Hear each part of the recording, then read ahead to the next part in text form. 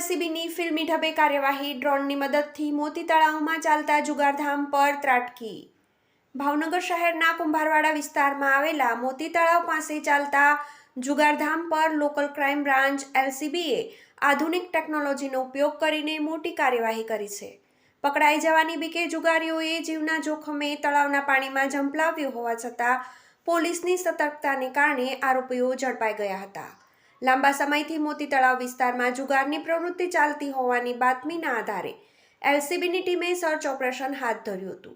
જુગારીઓ પોલીસને જોઈને નાસી ન જાય તે માટે સૌપ્રથમ ડ્રોન કેમેરાની મદદથી સમગ્ર વિસ્તારનું લોકેશન ટ્રેસ કરવામાં આવ્યું હતું। ડ્રોન દ્વારા સચોટ ફૂટેજ મળતા જ પોલીસે ચારે બાજુથી ઘેરો ઘાલ્યો હતો। પાણીમાં લગાવી છલાંગ। પોલીસનો દરોડો પડતા જ જુગાર રમતા શખ્સોમાં અફરાતફરી મચી ગઈ હતી।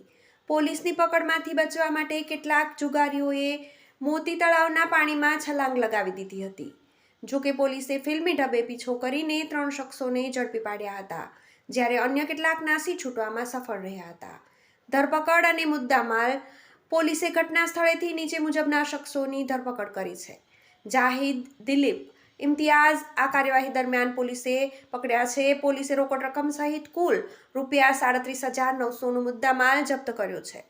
ઝડપાયેલા આરોપીઓ વિરુદ્ધ ગુનો નોંધી ફરાર થયેલા અન્ય શખ્સોને પકડવા માટે પોલીસે ચક્રો ગતિમાન કર્યા છે।